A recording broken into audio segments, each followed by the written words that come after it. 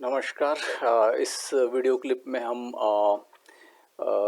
The problem statement है जब जो समस्याएं हैं उसके बारे में चर्चा करेंगे। और ये है जो कामकाजी लोग हैं और जो स्टूडेंट हैं या कोई भी गृहिणी वगैरह या जो भी जो एस्पायरिंग इन्वेस्टर्स हैं, जो आगामी जो निवेशक हैं, है ना, तो उनके परिप्रेक्ष्य में हम सारे प्रॉब्लम्स को समझेंगे। ठीक है, समझने की कोशिश करेंगे और कैसे हमारा जो कोर्स है वो इस समस्या को के निदान के लिए काम करता है, उस विषय में भी हम चर्चा करेंगे। ठीक है, तो ये कुछ समस्याएं हमने लिस्ट किया हुआ है, तो इसको एक एक करके हम देखते हैं अभी। ठीक है, ओके। तो पहला प्रॉब्लम है कि जैसे कि इंसान का जो 99% जो समस्याएं हैं वो पैसा है या फिर पैसे से रिलेटेड है, ये मानना पड़ेगा आपको।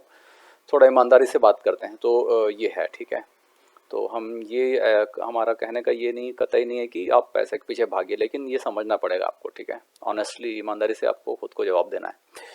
तो ये है, बाकी जो प्रॉब्लम्स हैं वो mental, physical, emotional, family problems हैं, जो आपस के लफड़े झगड़े हैं, वो तो ठीक है।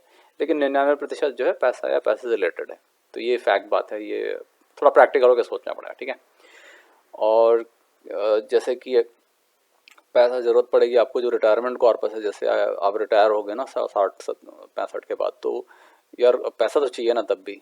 अब रिटायरमेंट का तुरंत थोड़ी ना मर जाता है इंसान, तो खर्चे के लिए चाहिए। ठीक है, और आज के बच्चों पे आप डिपेंड रह सकते हो क्या, ये आपको सोचना पड़ेगा। ठीक है, तो खुद का पैसा हो तो क्या बुराई, तो ये करना पड़ेगा आपको, है ना। ठीक है, और ये सारे कॉस्टली चीज़ हैं। ठीक है, तो ये ऐसा छोटा मोटा अमाउंट नहीं है, बड़ा सा रखना पड़ेगा आपको। बच्चों का एजुकेशन, है ना, बच्चों की आज की पढ़ाई कितनी महंगी हो गई है, जो प्रोफेशनल एजुकेशन है, फिर फॉरेन में भेजना है पढ़ाई में, तो सारे खर्चे होते हैं। उनकी शादियाँ, फिर घर और कार, है ना। तो ये सारा कुछ ये फाइनेंशियल गोल कहलाता है। ठीक है, तो ये जो फाइनेंशियल लक्ष्य है ना वो होता है। ठीक है, तो जैसे ही आप मतलब कहने का मतलब ये है कि जैसे ही घर के बाहर आप कदम रखेंगे आपको पैसा चाहिए भैया, ना। तो ये फैक्ट बात आपको समझना पड़ेगा, तो है। और मतलब आज के ज़माने में पैसा कमाना थोड़ा कितना मुश्किल है वो आपको पता होगा। ठीक है, ओके, ठीक है। तो ये है प्रॉब्लम। सेकंड प्रॉब्लम ये है कि जैसे आप जो स्टूडेंट हैं या वर्किंग प्रोफेशनल्स हैं, तो वो जो कोई भी कोर्स सीखते हैं ना, कोई भी स्किल सीखते हैं, जो जैसे प्रोग्रामिंग हो गया, डेटाबेस, जो भी है कोई कोर्स, तो वो क्या होता है, वो मतलब समय के साथ वो ऑब्सोलीट हो जाता है। ऑब्सोलीट मतलब आउटडेटेड हो जाता है ना वो। ठीक है, और समय के साथ या टेक्नोलॉजी में बदलाव के कारण वो आउटडेट हो जाती है। ठीक है, तो पुरानी हो जाती है, तो उसकी कोई मतलब उतनी वैल्यू नहीं रहती। तो अब क्या होता है कि आपको हमेशा अपने आप को अपग्रेड करना पड़ता है, सीखना पड़ता है हमेशा, नित्य नए दिन हमेशा सीखना पड़ता रहता है। तो कहने का ये है कि मतलब कब तक आप ऐसा करते रहेंगे, मतलब अपन इंसान है ना, तो एक पॉइंट के बाद थोड़ा सा ठहराव चाहिए होता है अपन को।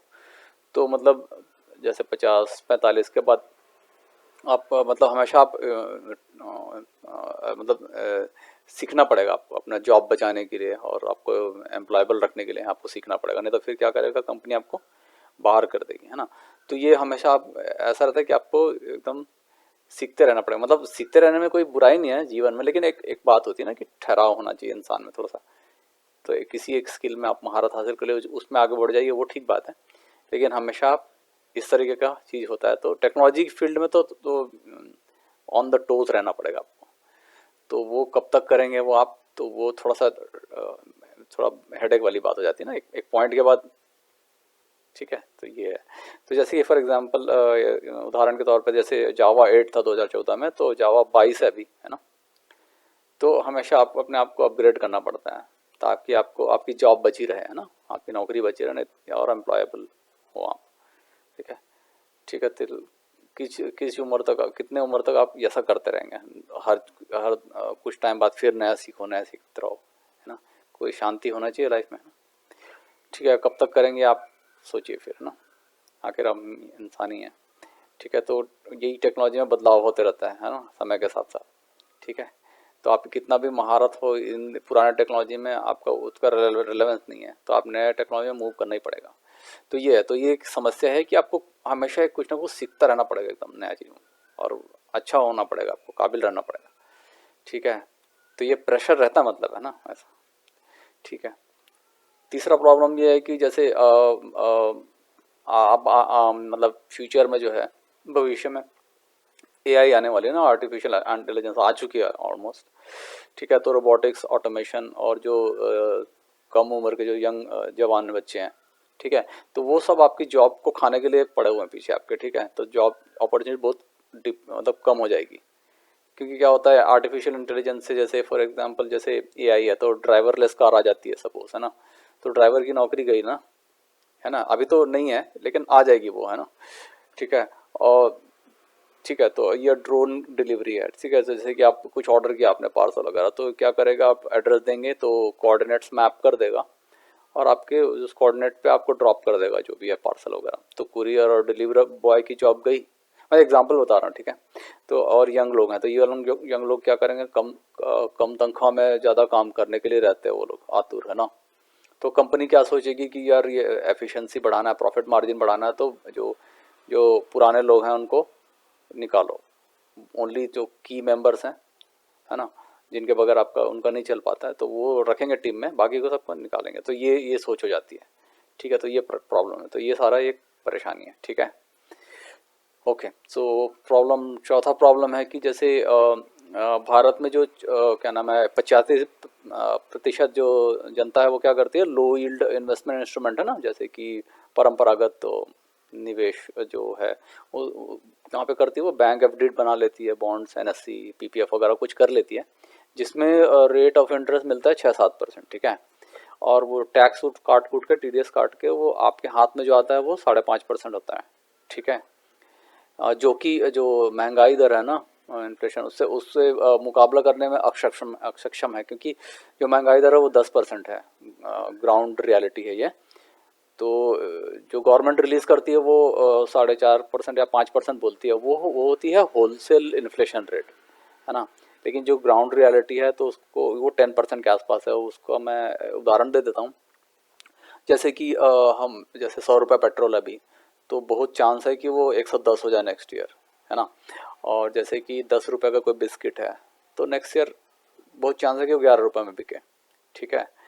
और मेरी मेड की सैलरी अभी 3,000 है, तो वो 500 रुपये की हाइक मांगेगी नेक्स्ट ईयर, सो 3,500, तो वो 10% से ऊपर हो गया ना।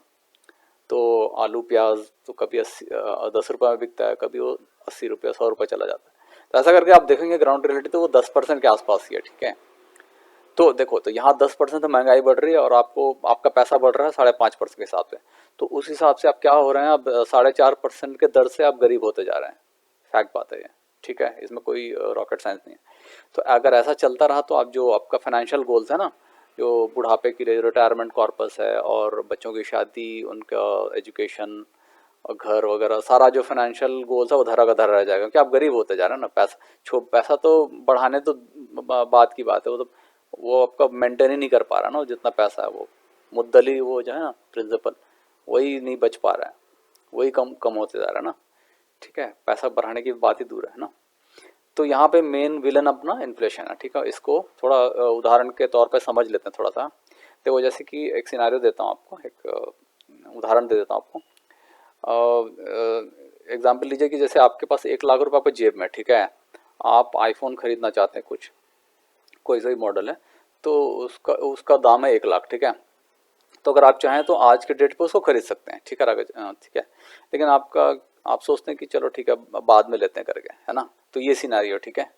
अभी क्या होगा, अब तो वो जो बचा पैसा है उसको आप क्या करेंगे, आप कैश में रखते हैं, मतलब इस तरह से आप रख सकते हैं, ठीक है। जैसे कि सपोज आपने कैश पे रखा, या आप उसको एफडी बना दिया, बॉन्ड वगैरह कुछ एनएससी वगैरह पीपीएफ में कुछ जो भी है, आपने शॉर्ट टर्म के लिए उसको डाल दिया या फिर स्टॉक में लगाया, ठीक है। अब हम देखते हैं इसमें होता क्या है। कैश में रखा गुल्लक में, अपने जेब में, संदूक में, तो 0% के रेट से बढ़ेगी ना, तो 1 लाख का 1 लाख भी रहेगी 1 साल के बाद भी, ठीक है। ठीक है, तो 1 साल का मतलब नेक्स्ट ईयर आप नया मॉडल न्यू वर्जन लेना चाहेंगे, ठीक है, तो ये आप 1 लाख का 1 लाख ही रहेगा कैश में रखेंगे तो, ठीक है। एफडी बना लिया तो चलो 6-7% बढ़ा, तो टीडीएस काट कूट के चलो 1,05,000 हो गया, आपका पैसा बढ़ गया थोड़ा सा। और स्टॉक में तो 16% तो ये देती है, ये 40 साल का ट्रैक रिकॉर्ड है स्टॉक मार्केट। तो आगे हम देखेंगे। तो ये हो गया आपका, हो जाएगा आपका 1,16,000, है ना, 1 साल के बाद, ठीक है। तो ये सिनेरियो, ठीक है। तो 10% का इन्फ्लेशन रेट है, हमने बताया जैसे। तो जैसे आईफोन का नया वर्जन है, नेक्स्ट ईयर लेने की सोच रहे हैं तो आज इस साल नहीं लिया, नेक्स्ट ईयर लिया तो उसका दाम हो जाएगा 1,10,000। ठीक है, ठीक है। अभी देखो, अभी अब आप नया वाला जो आईफोन है वो ले सकते हैं क्या करके, तो इस केस में नहीं ले पाएंगे क्योंकि 1 लाख है आपके पास और दाम आपको देना पड़ेगा 1,10,000। ले लेंगे लेकिन आपको 10,000 एक्स्ट्रा आपके जेब से एक्स्ट्रा आपको डालना पड़ेगा, है ना। सेम केस अगर एफडी किया हुआ है तो 1 लाख तो आपके पास होगा 1,05,000, लेकिन दाम तो आपको 1,10,000 देना है ना। तो 5 ले लेंगे लेकिन 5,000 एक्स्ट्रा फिर से आपको जेब से डालना पड़ेगा, अपने जेब से। ठीक है, लेकिन स्टॉक मार्केट में आप करते हैं तो क्या होगा, 1,10,000 की दाम है और आपके पास हो जाएंगे 1,16,000। तो 1,10,000 में ले लिया फ़ोन और 6,000 आपका बच जाएगा उसके बावजूद भी, है ना। तो ये है, तो मोटा मोटी यही खेल होता है। ठीक है। तो यही कारण है कि जैसे आपने कभी नहीं सुना होगा कि जो स्टॉक मार्केट में जो पैसा लगाता है, जो पैसा बना रहा है, उसको कभी नहीं चिल्लाते हुए सुना होगा कि हाय महंगाई बढ़ गई, महंगाई बढ़ गई, महंगाई बढ़ गई, यही लोग चिल्लाते हैं, ये लोग जो है ना, एफडी वाले और ये जो। ठीक, तो ये बात है। ऑलराइट, तो 5वां नंबर का प्रॉब्लम है कि जैसे जो स्टॉक मार्केट का जो स्टॉक मार्केट इन्वेस्टिंग जो है ना, शेयर बाजार निवेश से वो जो महंगाई दर है उसको अच्छे से मुकाबला कर पाती है। ठीक है, उसका जो रिटर्न मिलता है वो मुकाबला कर पाती है, क्योंकि इन्फ्लेशन 10% और स्टॉक मार्केट आपको 16%, मतलब 6% का कुशन रहता है ना एक्स्ट्रा, है ना। तो 10% कैंसिल हो गया, 6% का कुशन रहता है उसमें, है ना। तो ये तय बात है। ठीक है, तो ये मुकाबला कर पाती है इन्फ्लेशन की बनस्पत इसके कि बाकी जो है ना एफडी वगैरह, एनएससी बॉन्ड पीपीएफ, उनके मुकाबले ये बेटर करती है, रिटर्न देती है। तो ये तय बात है, ये तो प्रूवन है ना। लेकिन जो स्टॉक मार्केट है यार, ये थोड़ा रिस्की है ना। ये तो जानते हैं क्योंकि 95% जो 95% जनता है जो वो पैसा कमाती है ना स्टॉक मार्केट में, ये फैक्ट बात है। ठीक है, तो किसी का भी जो सक्सेस मतलब सफल होने की जो प्रतिशत है वो 5% तक कम है। तो ये तो फिर ये सॉल्व कर देगी आपकी प्रॉब्लम, जो इन्फ्लेशन से जो प्रॉब्लम वो सॉल्व कर देगी, लेकिन ये रिस्की है।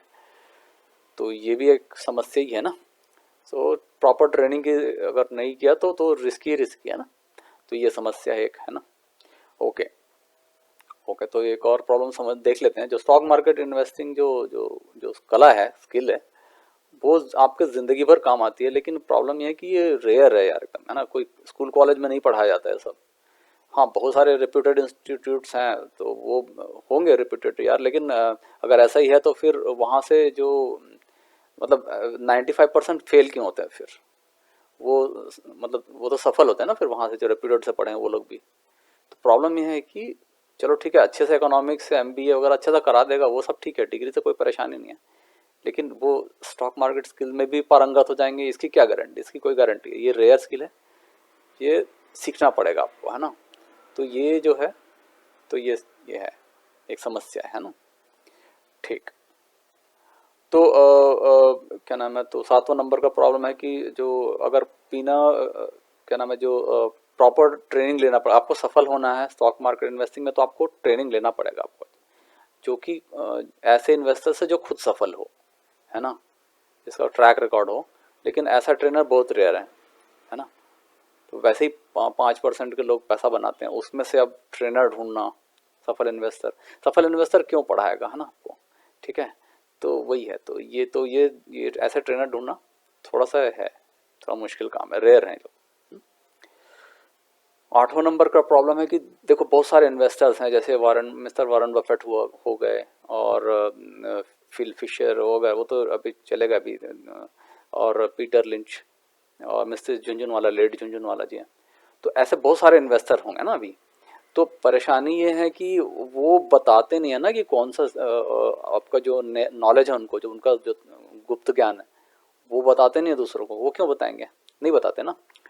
तो फिर मतलब कैसे, मतलब जो जो आम जनता है वो मतलब कैसे मतलब पता चलेगा उनको, फ़ायदा क्या होगा, मतलब उनको जस्ट फॉलो करके फ़ायदा क्या होगा।